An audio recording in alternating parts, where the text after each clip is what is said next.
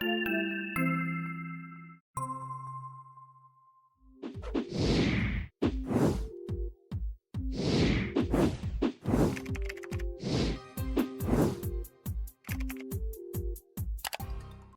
back. Richard, it's good to see you this morning.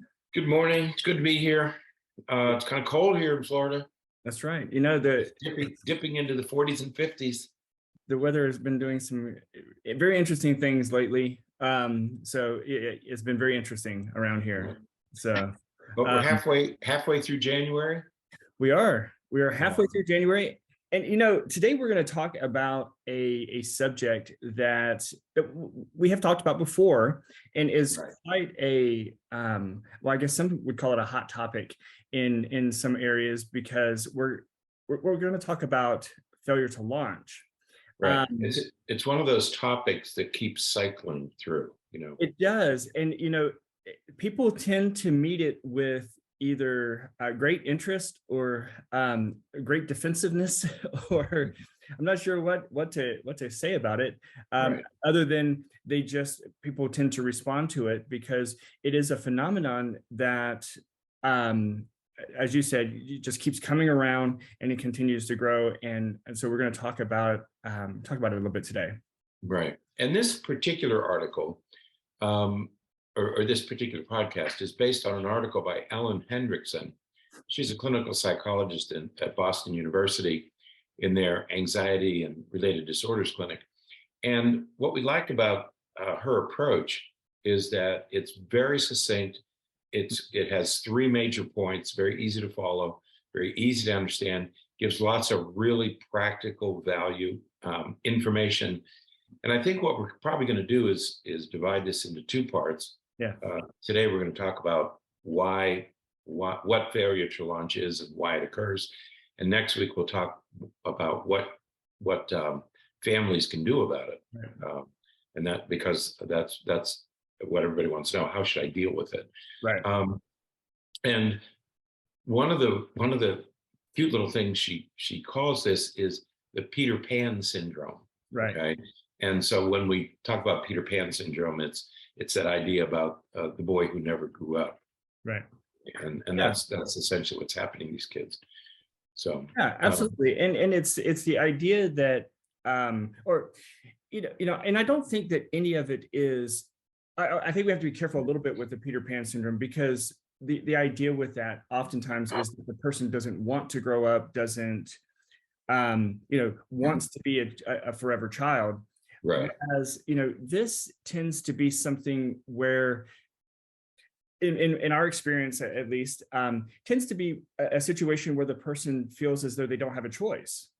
As we talk about this and we're going through it, a lot of times people who are stuck in the failure to launch tend to come from the perspective that they just can't, there's not a lot that they can do about it. There's not that, they can't change it for themselves. They can't do something because they can't find a job, or they can't, go to school, or they can't do some of these other things. And so they're stuck in this perpetual childhood, sort of, stuck in their home, their parents' home. But it's not necessarily because that's what they sought out to do. There is some of that, but it's sometimes where they just feel as though they don't have many other options. Right. Yep. So first of all, we want to talk about there are three components to failure to launch. Mm-hmm. One is when young adults stay at home. Right. They move back to their parents. Either don't move out or they move back. Right. Okay. Second is they don't search for a job, or they don't contribute financially to the welfare of the house. But the third is, and this is important, is that they begin to withdraw from the world. And most often parents say, he just wants to be left alone in his bedroom. Right. So it's a withdrawal. And it's not only in the United States. This is not unique to the United States. In fact, the Japanese have a term for this, and loosely translated, it means modern hermits. So that's what they call them in Japan, as modern hermits, these kids who sort of withdraw from the world. Okay. Yeah. I think that the idea again is that, and as you said, that the really concerning part is that withdrawing from the world, because Right. they begin to disconnect. And a lot of times when we talk to people in this kind of situation, their connections to the outside, whether it's friends from high school or college, or just even family members from Mhm. outside of the immediate family household, their connection and their communication with them dwindles, and it gets fewer and fewer, less and less often, fewer and fewer connections outside of the Right. home, and they just become more and more secluded. And That's right. that withdrawal from the world is really a significant component to what eventually happens, or where these individuals eventually go. Right. And I think there are two contributing factors to this withdrawal. One is that as kids, if you don't leave, if you don't move ahead, your peer group, your same age peers, are moving away from you. Okay. Right. So you're either stuck with associating with younger and younger people, Yeah. or you don't have a peer group because your peer group has moved beyond. The second thing that contributes, when one of the complaints parents make is that frequently these failure to launch, also they start smoking weed, Yeah. and so that sort of dulls and removes what little motivation there might be, hmm because they can always make themselves feel better because they're self-medicating. Okay. Right. And so you get into this vicious cycle of, well, I can't do anything, so I might as well just make myself feel better. But in making myself feel better, I don't feel like doing anything, and so you Right. get this cycle that begins to occur. Yeah, and hopefully that cycle makes sense to everyone listening, because you are, let's just assume, distressed because you're not able to find work or Yeah. have that Hmm. independence you're looking for. So you're distressed about that, and so Right. they turn to whether it's marijuana or something else, to dull that distress. And you know we're not going to debate about the therapeutic benefits of marijuana or anything in No. this podcast. However, what we do know is that it does decrease stress. Um, and when you decrease stress, many times you also decrease motivation. Right. Right. That's It, right. There's no felt need. right. Motivation is somewhat of a derivative of stress. Right. So when you relieve all of your stress, then you have no motivation, and so when you have no motivation, you don't do anything. You don't Right. go out there and pursue something. So Right. And we were both surprised with the number. The statistics are really staggering. I had no idea.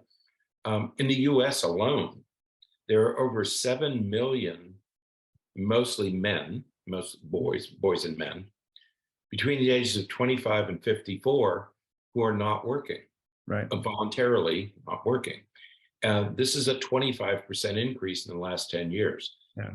Um, and the define so parents, if you're caught in this situation, believe me, you're not alone. I Right. mean, it's a Yeah. staggering number.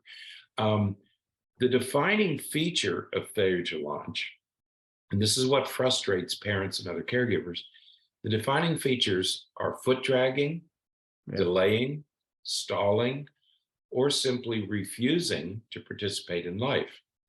And while many young people return home and will get a job and go back to school and participate in the life of the family, individuals with failure to launch have no intention of doing so. They withdraw. It's that withdrawal again.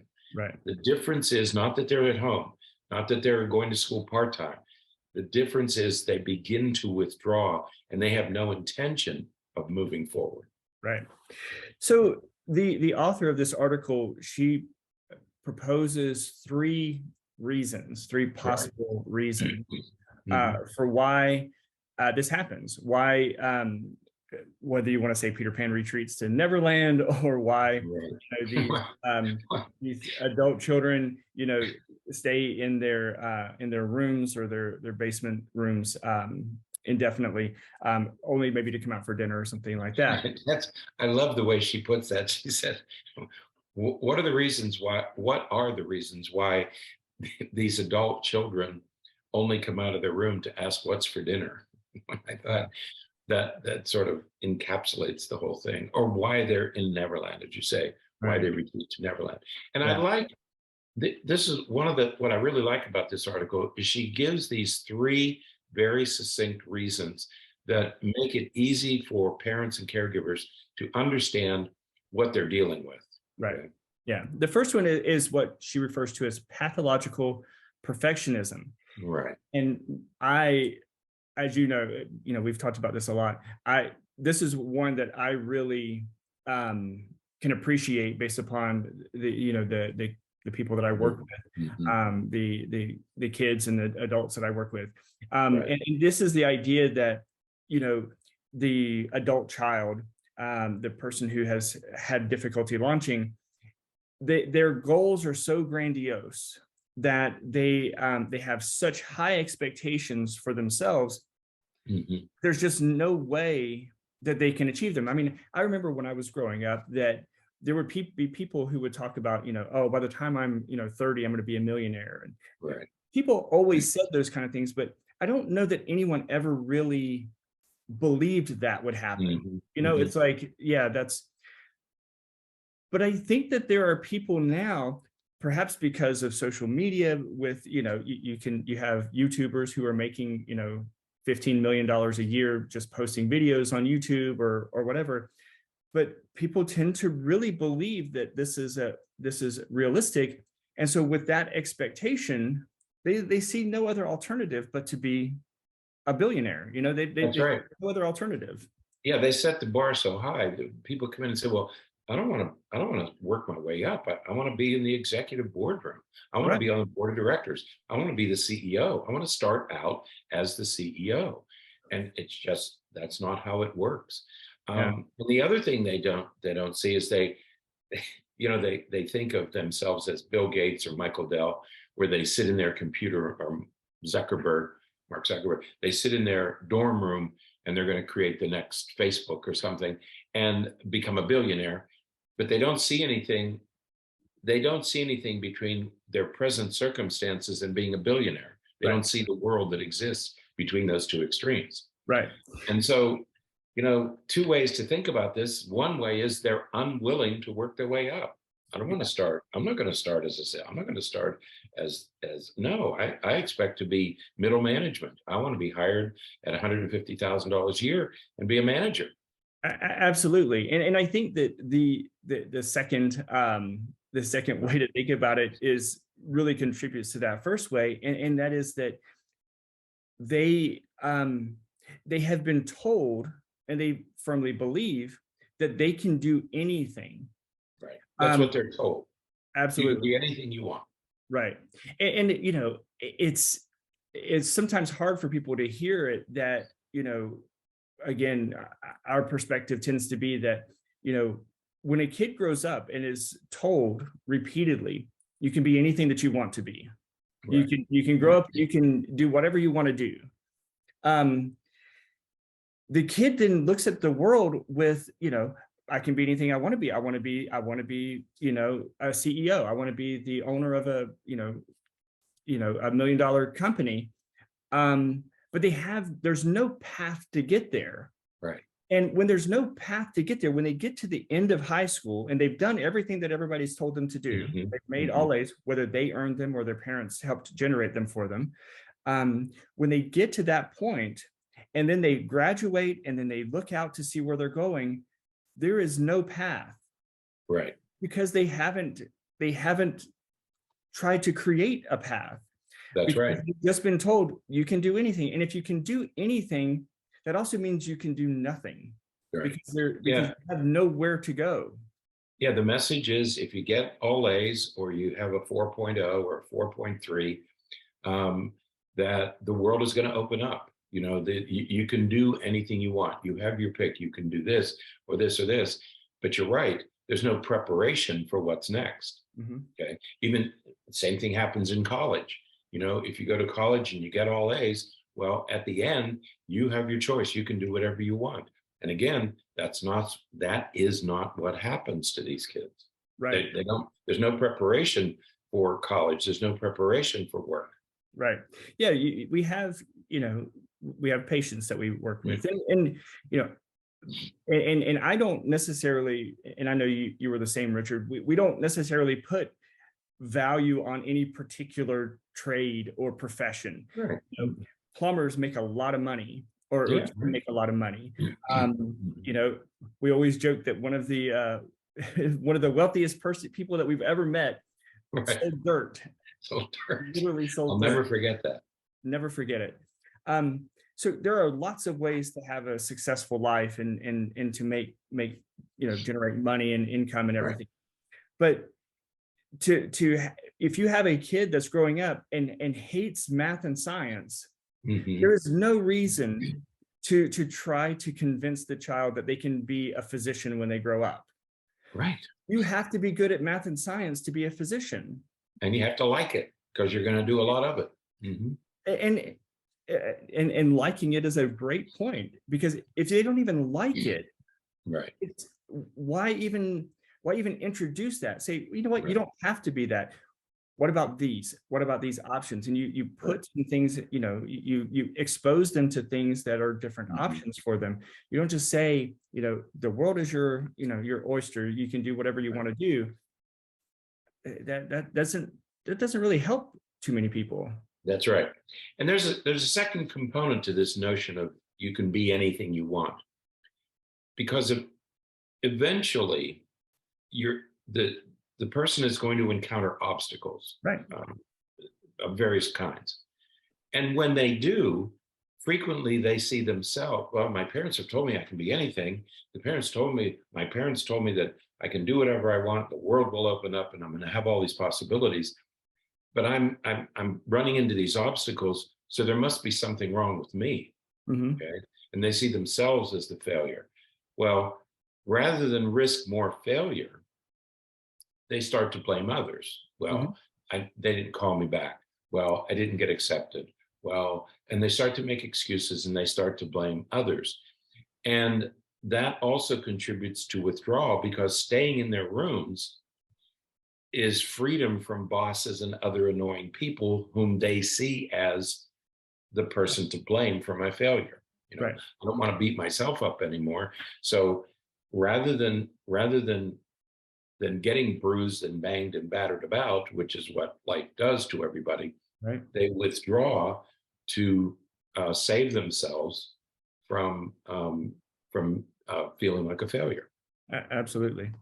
Now, the second reason that is mentioned in the article for why this happens is an emphasis on what she refers to as an emphasis on safety and security. Right. And again, I think that this is a very interesting idea, and it relates to the notion of anxiety and stress and some of the other things we've talked about.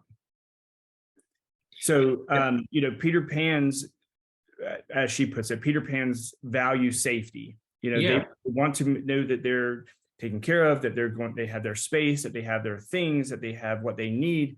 And so any introduction of the possibility that they won't have that creates a great deal of distress, again, resulting in some of that withdrawal that we talked about earlier. Yeah, moving into adulthood carries risks. People talk about adulting, or, kids get there and say, I wanted to be an adult all my life, but I really don't like it because there's too many responsibilities. Being an adult carries risks. It carries responsibilities. But if you retreat, if you say to the world, I'm going to retreat, it takes away those risks. So for people who value safety and security, retreating or withdrawing takes away those risks. The problem with that is that the Peter Pans of the world, in retreating and withdrawing, they also know that this is a sign of weakness, and it means I can't. I'm withdrawing. So there's something wrong with me. I'm weak. and they start seeing themselves as victims. And Right. that's the problem.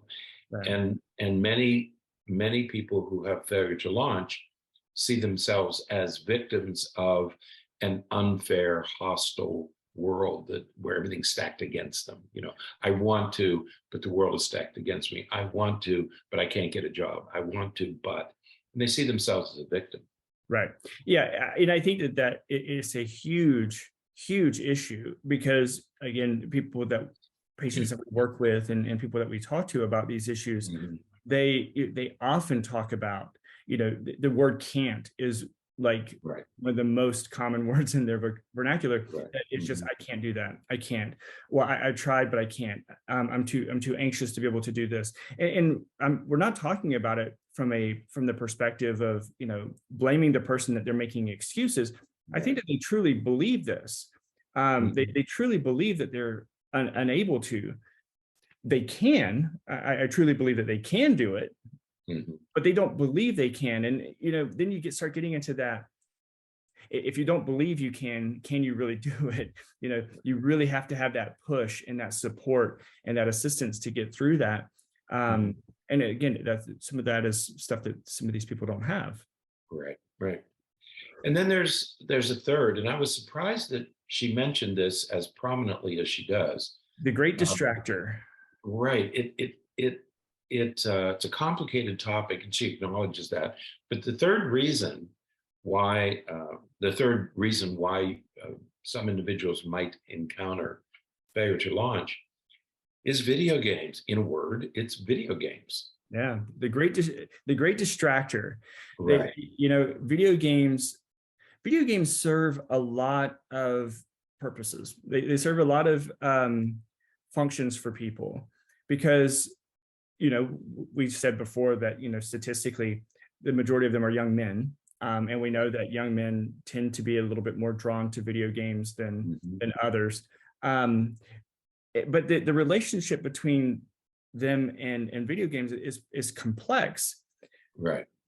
But if we think about a couple of things, right? The first is that you know it is the easiest way, or maybe it's better to say the safest way Right. to be risky. Right. Yeah. It is the Mhm. safest way to take risks because you can go Right. into a video game and you can fight, you can do World of Warcraft, you play Call of Duty, you can do all of these things that are high stakes, high risk, all this kind of stuff, but you're safe because you're still in your room sitting in your chair with your Right. headphones on. And that you don't really lose anything, and you Right. do it in private. So if you're losing, nobody knows about Right. it. Okay. This author reports a kind of an interesting study. Um, she took she took two groups.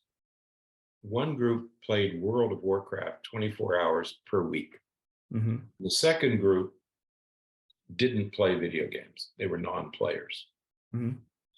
And she had them do a gambling simulation. So they were presented with an opportunity to gamble to make more money. And what they discovered was that the group, the individuals in the group that played World of Warcraft 24 hours a week, consistently chose the riskiest alternatives in the gambling game. Right. And they're always after the big score. They're always after, I'm going to make my million, I'm going to make my billion, which Yeah. is consistent with what we've been saying, is that they're after, I want to be a billionaire. Okay. Yeah. They also, so they engage in riskier, high risk behaviors because they're looking for the big score. Second thing is the frequent players, the frequent video game players, had more anxiety, hostility, paranoia than the other group. And what they concluded was that these characteristics are similar to the characteristics that we see in gamblers and those who have problems with substance abuse. Hmm. And so the question is it the substance abuse that creates the problem, or is it the person who's seeking the substance abuse? Are they self-medicating? So you do have a chicken and egg argument, but one of the conclusions that the researchers made is that the video game players had what they called a myopia for the future. They didn't think about the future, but they kept gambling, they kept playing, they stayed where they were. Right.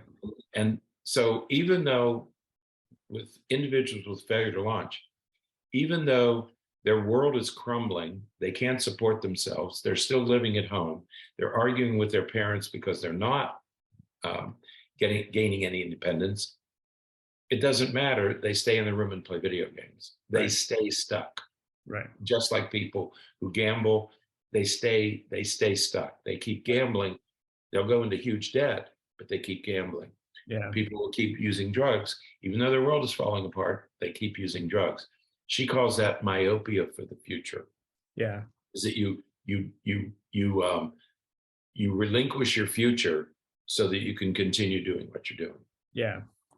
Yeah. So it's, again, this is a very complicated issue. And, this author mentions these three possible reasons, and there's probably many more possible reasons for why this happens. But, and again, I think it's important to say that we're not saying that there's something flawed about these individuals that lead to this. Rather, what we're trying to, hopefully help everybody understand is that there are some things that we can do, and we're going to get into this next week, some things that we can do to try to help these situations. Because once you get into this cycle, once a person is in this failure to launch cycle and they're stuck in their room and they're starting to withdraw from the rest of the world, and they're stuck on the video game or whatever the case may be, it is exceedingly difficult to break out of that. There is no doubt. And in that sense, I can appreciate how it's compared to substance abuse, because once you're in that cycle, it's really hard to break out of it. It's going to require a lot of support, a lot of help, and a lot of work. It can be done, and it needs to be done, but it's hard work. Yeah, and there's another comment that we should make, and that is that frequently when parents are confronted with a child who's experiencing failure to launch, one of the things you hear is, well, just kick them out. Just kick them out. Well, I'm sorry, you can't just kick them out, because they're going to be homeless, or they're going to be depending on somebody else. So kicking them out is not really an option. The solution, and we're going to talk about those next week, the solution is we need to understand why this particular individual is experiencing failure to launch. She gives us three reasons here. And what we like about this is that if you are dealing with a child who's experiencing failure to launch, think about these three reasons. Which one do you think applies to your child? Right. Once you have that understanding, then we're going to get closer to a solution for that particular individual. It's not the same for everybody. Right. And so it as you say, it requires a little deeper understanding. And it's a little bit like substance abuse or gambling or any other problem. It takes some understanding. You just don't kick somebody out. Okay? You're not going to do that to your child. So there are solutions, but they have to be based on this understanding of why we're dealing with this in the first place. Absolutely. And so we'll talk more about that next week. And of course, we didn't even really get into the possible relationship between all of this and COVID and what's happened over the last 3 or 4 years. So because I'm sure all that contributes. That has contributed. Yeah, that's contributed for sure. But we'll be back next week to talk about some of the strategies for responding to this. So until then, stay happy, stay healthy, and forget to be afraid.